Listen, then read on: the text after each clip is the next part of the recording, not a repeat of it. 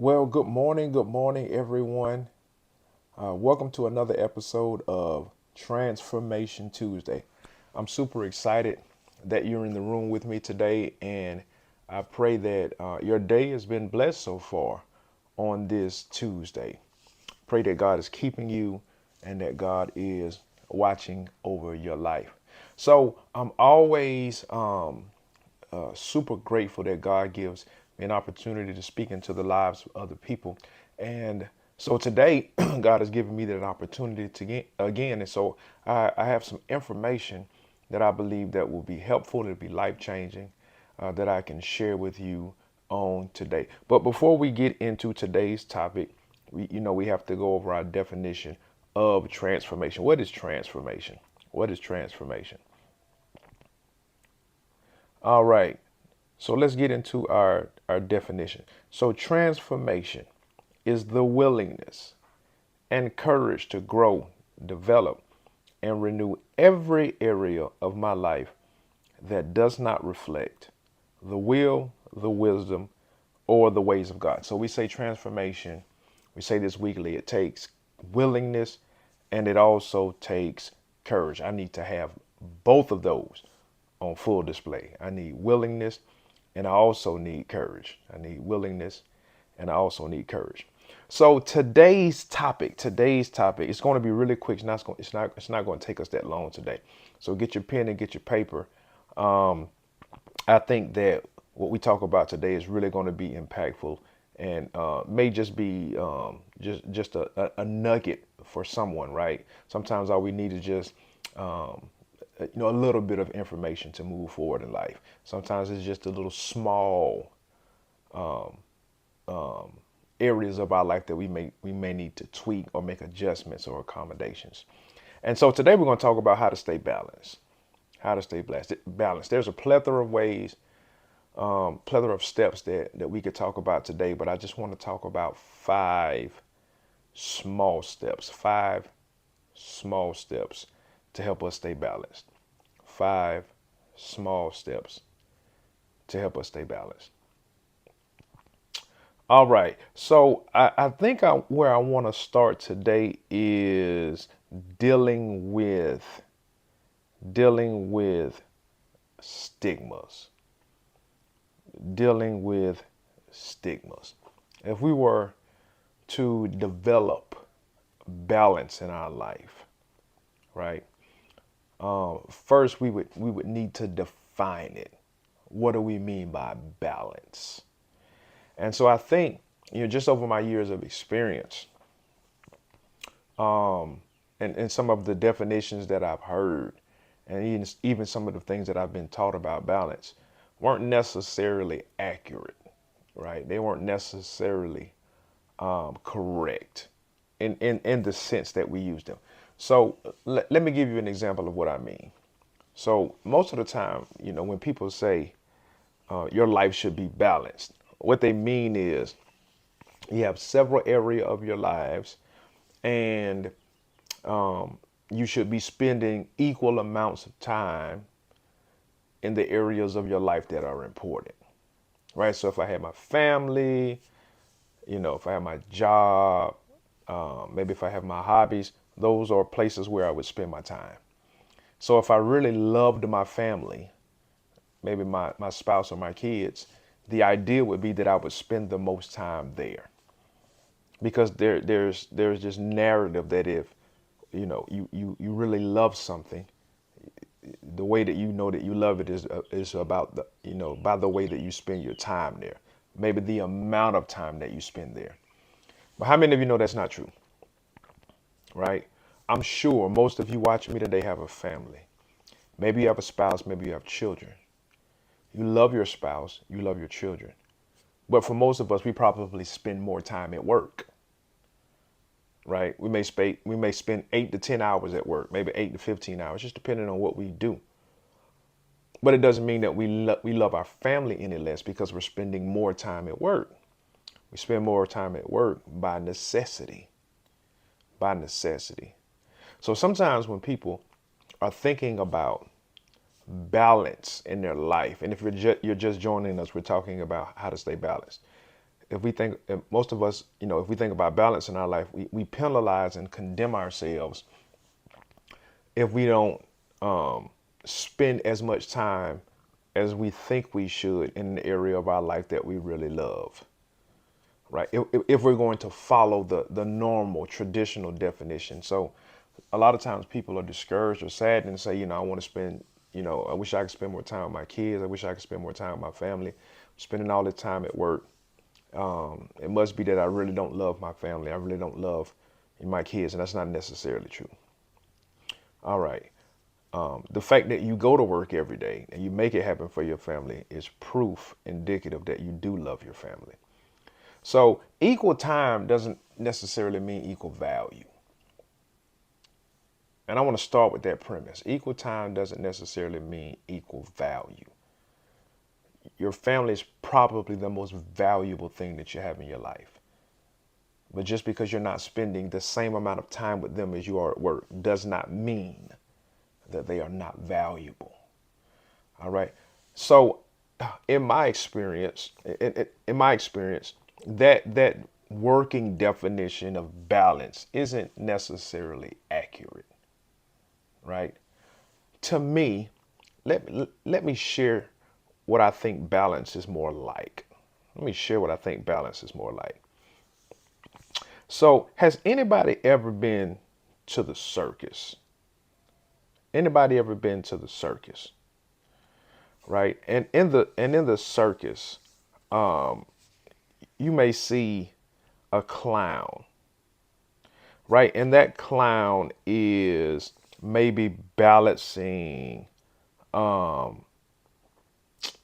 some maybe cups or plates, or maybe he's balancing something that requires his attention. It requires him to juggle, right? And so you'll see this clown, he's riding a unicycle and also juggling balls or maybe plates. What we're seeing is balance. I'm going to explain what I mean. What we're seeing, that's true balance. What we're seeing is this guy is riding a unicycle. He has to keep himself from falling. And at the same time, maybe he's spinning plates or maybe he's juggling balls, and he has to also keep those in motion. To me, my personal opinion, that's what balance is. It's me on this unicycle making sure that I stay together, that I keep myself together, and taking care of my home, my business, my marriage, my job. These are the other things that I'm juggling. Maybe these are the other plates that I'm spinning. And so what we can't necessarily see that the clown is doing in this illustration is that he's diverting attention to each one of those balls to make sure that they don't fall. It's not an equal amount of energy. He's spacing out the energy and the time. So as one ball is maybe coming down into his hand, he has to spend more attention, divert more attention and concentration there, because it requires his attention and concentration at that moment.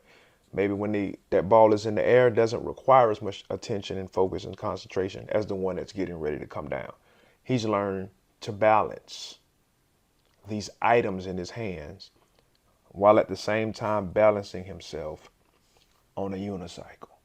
It's more what balance is like.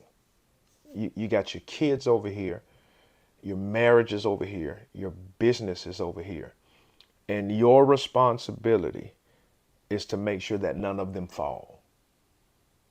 That's more like what balance is, right? It's the things that God has given us stewardship over that we're managing. And our responsibility is to make sure that they keep in motion, that they stay in motion. So one of the things that I've always found helpful is to to figure out what you're supposed to be juggling. So that leads to like our step number one. Like how do I find balance? Step number one, like you got to know what you're juggling first. You got to know what you're juggling. In other words, you need to know your area of responsibility. You're not called to do everything, and you're not called to everyone. You have a sphere of influence.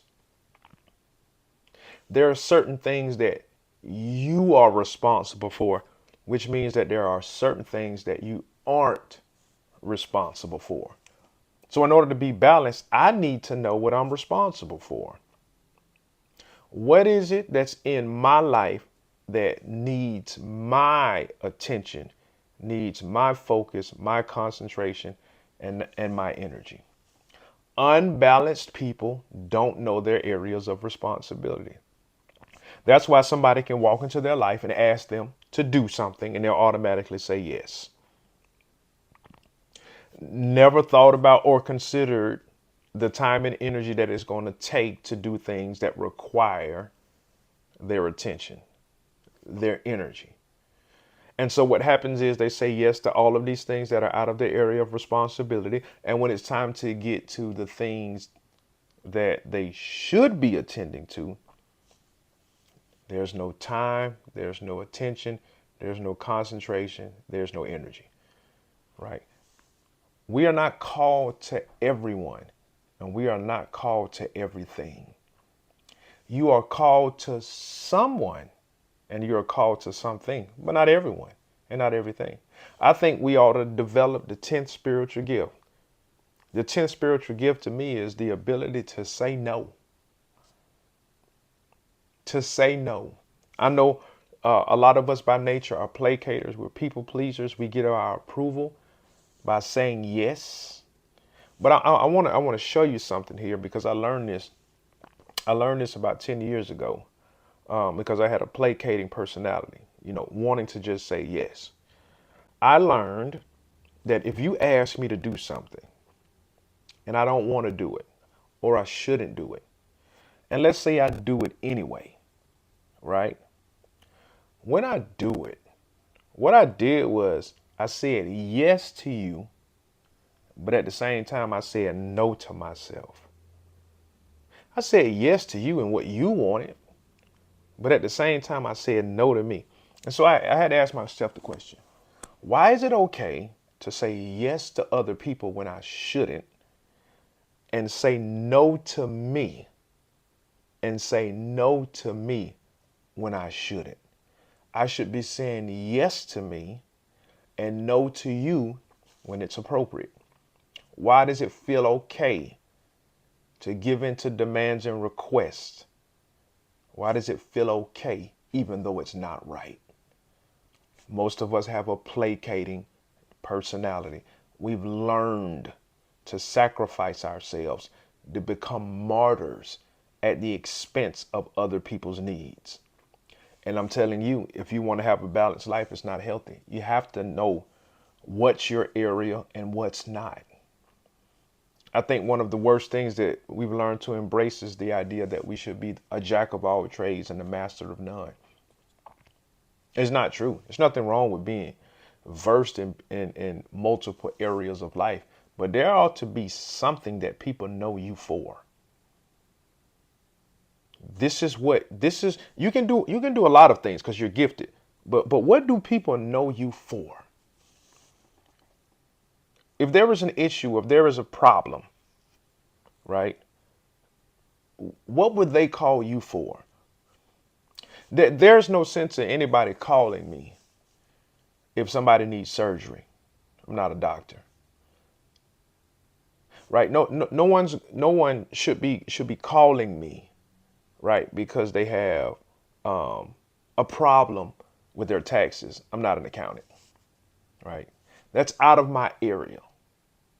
But we will a lot of times try to solve things, get involved with things that are out of our area of influence. And I'm not saying not to be helpful, but I'm just asking the question, what's your lane?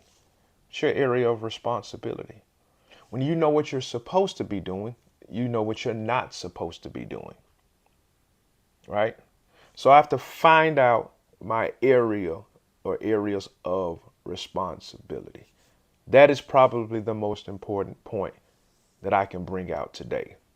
Don't let people push you, peer pressure you, pull you into things that are not your area.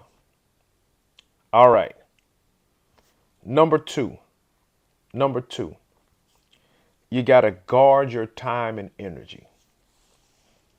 Guard your time and energy. You want to stay well balanced. Guard your time and your energy. This is synonymous with boundaries. Boundaries are simply the line that I draw around my own life.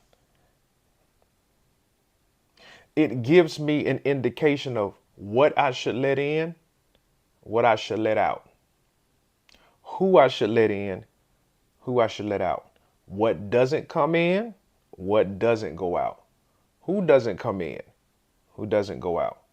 You want to be well balanced, you got to have boundaries.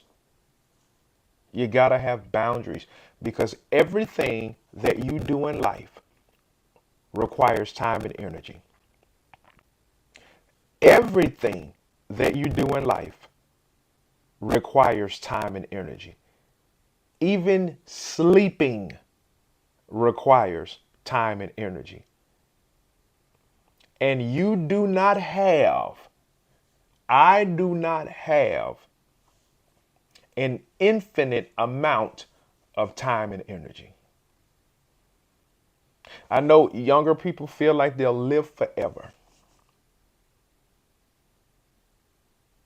When we're in our strength and we're healthy, we feel like we can do everything. There's nothing wrong with that. But the reality of life is I'm a disposable asset. Now I'm going to say something here. It's going to sound morbid, but I learned this because I used to be in investments, right? And I also used to sell life insurance. And so I learned a valuable lesson because what you want to do in your life, when God gives you an assignment, whether it's mothering, whether it's a CEO of a corporation, right? Whether it's a business, you want to look for timeless truths that the Holy Spirit will teach you. Timeless truths. You know what timeless truth I learned selling life insurance? If you go to the cemetery, there's short caskets, there's middle-sized caskets, there's big caskets. There's babies in there. There are teenagers in there. There are older adults in there. All types of shapes and sizes, ages in the cemetery. And so this what I'm about to say is a hard pill to swallow for younger people. But I tell you, I've watched it over and over. And when I get to point number 5, this will segue into why we need number 5. All right. So you are a disposable asset. Please know that. That means that you have limited time and limited energy. Now, if you spend that unwisely, let's just say you're into drugs and alcohol.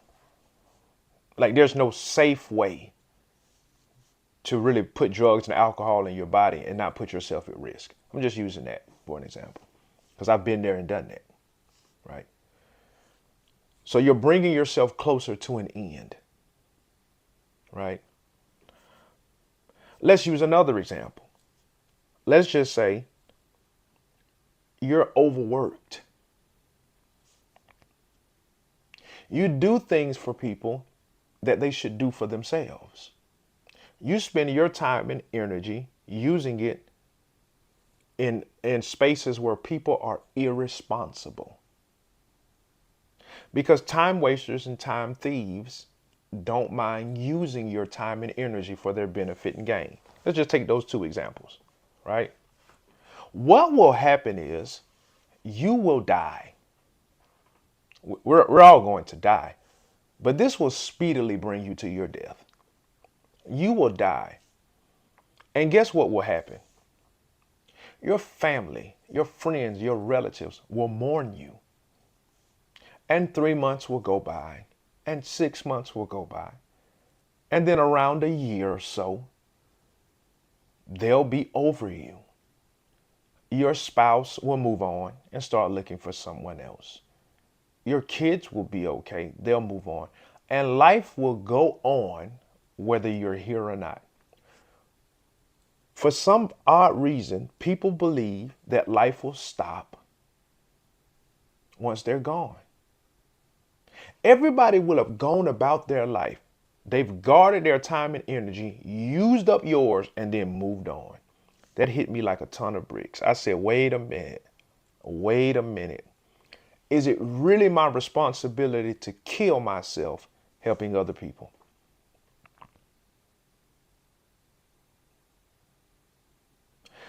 Did God really call me to be a martyr, or did Jesus already do that? I had to start thinking. I said, wait a minute. Wait a minute. It's my responsibility to take care of me, not my doctor, not my spouse, not my kids. It's my responsibility. And so I'm going to say something, it's going to sound offensive, but I tell you, I study human behavior as a habit. I've learned these things by practice. What I'm telling you is not innuendo. It's not my personal opinion. I'm telling you, this is researched human behavior. Fact check me. Most human beings, and when I say most, I mean 8 out of 10. That's the statistics. Most human beings care about themselves first and prioritize their preservation over you. Most human beings, 8 out of 10, care about themselves first and prioritize their needs, their wants, their desires over your life, period. Spouses, parents, children, your supervisor, it does not matter. 8 out of 10 people are not prioritizing you in their life. They're not. And if they are, it's because there is a motive. Right? I did for you, so you must do for me. That's human behavior. That's not right or wrong. If you find somebody in your life and they do something for you with nothing in return, and the something in return just may be you ought to just say thank you. Right? That's the something in return. If you find a human being in your life that does not require that, they are unique. They are 20% of the population, and they have reached what we call a universal moral ethical principle. Only 2% of the population gets there. But the rest of us prioritize ourselves over you. It's human. It's not evil.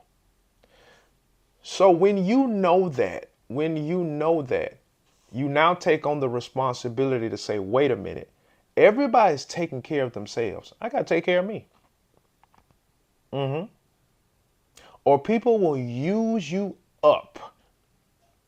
Come to your funeral, put a flower on your casket, and go about their business. Oh, don't you believe that your spouse won't go find somebody else? Like that they will. Pastor, don't you believe your church won't go find another pastor? 30 days later, like that. Don't you believe that your job won't go find another employee? They will. Next week, somebody will be in your spot. Yeah, absolutely. Absolutely. So I know that sounds morbid, but I had a come to Jesus moment. I had to start realizing that and say, wait a minute, my responsibility is to take care of me. I got to have boundaries. So I got to guard my time and my energy. You want to be balanced. You got to guard your time and energy. You can't waste your time and energy just everywhere. Listen, I'm all for recreation. I'm all for fun. I personally don't watch television. Once I learned about time and energy and spatial dimensions, TV is a waste of time to me. It may not be a waste of time for somebody else, but something else in your life is a waste of time. Don't spend your time and energy there. All right. So number two, guard your time and energy. All right. Number three, if y'all with me, say, Pastor, I'm with you. I know it's tight, but it's right. I'm gonna help somebody. I'm gonna help somebody. Because I was the yes guy. And it's so easy for me to say no now. So easy. So easy. Yeah. All right. So number three, you got to be strategic about everything. This was a timeless truth I learned as a supervisor. This was a timeless truth I learned as a husband. What you don't manage, you will lose. It's a reason that God made the Garden of Eden and not the jungle of Eden. In a jungle, stuff is all over the place. You don't know what you're going to run into. You don't know what you're going to get. Stuff is growing all over the place. But in a garden, everything has order. The growth is intentional and strategic. God says, eat this, don't eat that. Enjoy this, don't enjoy that. Strategic. Such is our life. Everything must be strategic. I did not use the word perfect because none of us are perfect. We are striving for perfection, but you'll never be perfect. It'll never always work out the way that you planned. But it does not mean that we don't have a strategy. I personally believe, this is Antoinology, not the Bible. I personally believe that every hour of your life should be strategized and planned. Every hour. Every hour of my life is planned. I'm not leaving any of it to just whatever happens. None of it. And this is why. I learned, this is 2024. So maybe 2014, I learned a timeless truth. I'm giving you nuggets here.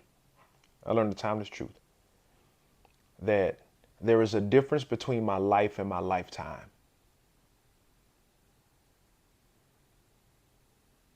Right? I learned this from the great doctor, Mike Murdoch. There's a difference between my life and my lifetime. My lifetime is my past, present, and future. But that's not my life. That's different. My life is today. So my lifetime is my past, present, and future. But my life is today. And I saw in the Word of God that the Bible says that God will give me life and life more abundantly. He'll give me what I need for my life. So what he's saying is tomorrow is not promised. Tomorrow's not promised. But today you have to make the most of every minute you got. And so my apostle taught me about 15 years ago. She said, you must learn to prioritize the precious minutes of the day. And so what that equated to me, everything must be scheduled. It doesn't mean everything goes according to plan, but there's no hour of my life I don't know what I'm doing. You want to learn to be balanced? You can't have time that's not allocated to strategy. I'm telling you how to have a winning mindset. You just get up, oh, kind of whatever. Whatever happens today happens. One of the things that I enjoyed, Annette, when I was a young man, I used to love talking to the elderly. Like that was like a pastime for me. Like my friends would be playing, and if I saw somebody elderly, I would stop. Like I go to the porch. So I'm from Florida, so you see a lot of people hanging out near the swamps at parks. That's where you find a lot of the elderly people. And you go talk to any of them, most of them. You go talk to them because I wanted to know. I wanted to know how this person ended up at this park, and I see you here 8 hours every day. Like what? Like, are you in retirement? Like, what's going on? Most of the people that I talk to would be honest because they usually want to help young people, and they would tell me because they weren't out there in retirement. They would say, if I could go back and do it again, this is what I would have done. I'm here because I've lost significance and meaning for my life. In essence, that's what they were saying. The things that I wanted to do, the time and energy I had in my youth, it's gone. So I wanted to be this and I wanted to be that. I wanted to do this and I wanted to do that, but I never got around to it. And that stuck with me as a child. Got to be strategic. The time that you're allocated, your life is today. What is it about today that's precious and special to you? Will today just be a day that I just kind of do whatever and hope something happens? Or will today be a day that I give my dedicated attention to? I think every day ought to be wrapped in gratitude. Grateful that you even have this day, because this day is called your life. And, I say this in my church on Sundays. I'm so grateful for Sundays. We only get 52 of them. I'm so grateful for Sundays because I know that's my life in God's house that week. Right? So be strategic. So this means that I may have to develop a goal orientation, like 2 or 3 things that I'm striving towards in my life, because I can't be strategic if I don't have goals. Something that I'm working towards. What are at least 3 things that you're working towards right now? This may be the moment for you to write them down. I know you got your kids. I know you got your husband. I know you got your wife. I know you got the job, right? We got those responsibilities. But this time next year, like, who will you be? Remember the question I asked before? What do people know you for? Excuse me. What do people know you for? What is it that you do? What's your gifting? What has God called you to? Are we working towards that? You got to strategize that. Nobody becomes a world Olympian by accident. Nobody becomes great by accident. Nobody becomes faithful by accident. Nobody has a longevity in marriage by accident.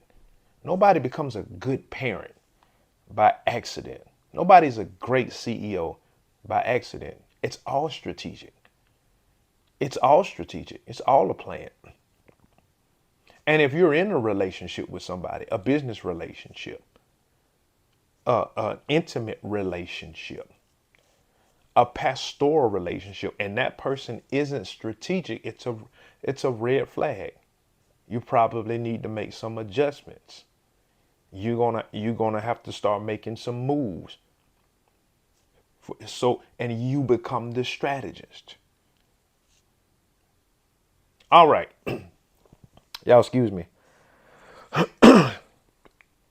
All right. So, number 1, know my area of responsibility. 2, guard my time and energy. 3, be strategic about everything. So, number 4.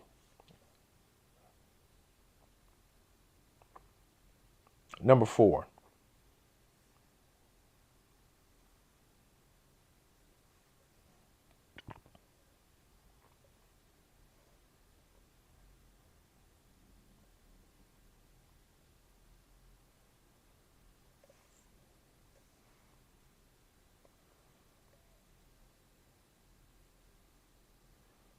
All right. Yeah. So, number 4. I had it misnumbered as number 5, but it's number 4. So, I want to end here. So, remember, I used the clown example. The clown's balancing, work, home, marriage, whatever the case may be. Remember, I told you that he's also riding the unicycle. So that unicycle is his livelihood. If he falls off that unicycle, everything else falls. Right? If he falls off that unicycle, the kids suffer, the marriage suffers, the business, the ministry, it all suffers. So he's got to stay on that unicycle. So that unicycle is a representation of your well-being, you need to have a self-care plan. What's the plan? If we're talking about being well balanced here, what's the plan to take care of yourself? Remember, we use the garden analogy. Things in a garden must be tended to. What I do not manage, I will lose. That's a timeless truth. The truth of the matter is, if I don't manage my life and take care of it, eventually I'll lose it. That's not evil. That's not the devil. No, that's called the law of territory. That law enacts itself on every human being. Yeah. There's a law in the earth realm that says once this body doesn't function anymore, then the spirit must leave. It's the law of territory. No spirit can stay on earth without a body legally. That's why demons are illegal. That's why they're always looking for bodies. It's the law of territory. Paul said it this way. He said, I'm going to shed off terrestrial. Terrestrial means earth. And I'm going to put on celestial. So I'm going to take off this earth suit and I'm going to put on a heavenly suit. Like if I went to space, I would need a space suit. On earth, you need an earth suit. We call these our bodies. But the Bible says that it's my responsibility to care for this as a temple. As a temple. It's my responsibility. Remember, I talked about the things that are in my area of responsibility. My life, my body, my mind is my responsibility to care for. So you need to have a self-care plan. So there's five, and I don't have time to get into it now. Those of you all who are in the ministry may have heard me say this before. So there's five areas. I developed an acronym. God gave me an acronym a couple years ago around just a general self-care plan. What are five areas of your life that you can focus on and grow? Right. So we know, getting your nails done, your toes done, going to the beauty salon. That's all good and well. There's nothing wrong with that. That's part of self-care as well. But there's other areas of self-care. So let me give you five, then I'm going to let you go because you want to have this. Remember, it's my job. I'm a disposable asset. I can die and leave here and life will move on. So it's my responsibility to maintain my longevity as long as God allows me to be here. Okay. So I'm gonna give you an acronym. It's called SEEDS. SEEDS. Just five areas of your life that you can manage. All right. So number one is what I call spirituality. This is just purely my relationship with God. It's the number one thing. It's the center of my life. My spirituality. My spirituality. Right? My relationship with God is primal, paramount, primary. Everything stems from that. And so I got to take care of myself spiritually. So God gives us very practical ways to do that. Prayer, reading of the Word of God, studying the Word of God, fasting, meditation. If you all have been following my series on the weapons of our warfare, I talked about the weapons that God has given us, right? And so we know prayer is a weapon. Bible study is a weapon, right? Fasting is a weapon. Praying is a weapon. Meditation is a weapon, right? Those are things that we use to grow spiritually. Those are things that we use to grow spiritually, right? So number one is spirituality. That's the first S. So the second letter is E. And some of y'all already hitting on these. So E is efforts. EFFORTS. Efforts. Hey, Bishop Cooper, good to see you, man of God. What do I mean by efforts? Efforts is my daily routine. My daily routine. Remember I talked about having a strategy for your day? I want to have my day planned. This is why it's important to have your day planned. Even if you're in retirement, it's important to have your day planned. Because our minds naturally gravitate towards structure. If there is disorganization of any kind, in particular, if there's disorganization or mismanagement in the structure of our activities throughout the day, it's stressful to our mind. If there is mismanagement, disorganization, chaos around our daily activities, and that happens consistently over time, it stresses the mind. Imagine you're looking for your favorite outfit in your closet, right? And you go into your closet and you got your blue clothes on this side and your red clothes and your brown clothes. You got them color coordinated, and your favorite outfit is red. And so you can walk into that closet and go right to the red section, and boom, 10 seconds later, you got your favorite outfit. You pull it out, right? See how easy that was? Imagine going into that same closet. You're looking for your favorite red outfit, and clothes are everywhere. Clothes are on the floor. They're not color coordinated. Some are at the top of the closet. Some are under shoes. Imagine how long it takes for you to find your favorite outfit. That's how your mind works. Now there's some people whose mind has to do that every day. Every day. Right? So how healthy do you think your mind would be over time? It's not rocket science. It's not hard. That's exactly how our minds work. So I want to give my mind optimal opportunities to succeed. So I bring order and structure to my day. So that may mean I may use a daily calendar. I use my phone as a calendar, to be honest. I might need to set alarms. I might need to use a planner, a day calendar, whatever I can to give structure to my day. So there's spirituality, there's efforts. Now the second E is exercise. A body in motion stays in motion. When you exercise, it helps you to feel better. When you exercise, there's chemicals that are released in your body. I'll give you a couple. One is called dopamine. It's the feel-good chemical. The other is adrenaline, right? Another is called what we call norepinephrine. These are all chemicals that are released when you exercise that make you feel better. That's why when people are depressed, they don't want to move. They don't want to move, right? The depression keeps you from moving. But that's why you got to move. If it's nothing but you getting up and walking around your home, walking outside and taking a walk around the neighborhood, you got to get that body moving because it helps you to feel better, right? If there's no movement, there's no mobility, right? If there's no mobility, then there's no momentum. If there's no movement, there's no mobility. If there's no mobility, there's no momentum. We have to be moving. That's part of the equation of momentum, that I'm moving. All right. So spirituality, efforts, exercise. Then the D is diet. I know this is the area people don't want to touch, but you are what you eat. You are what you eat. We just know certain foods make us feel like trash. Certain foods are going to help us live longer, feel better about ourselves. Certain foods don't. We're all old enough to know what our diet should consist of.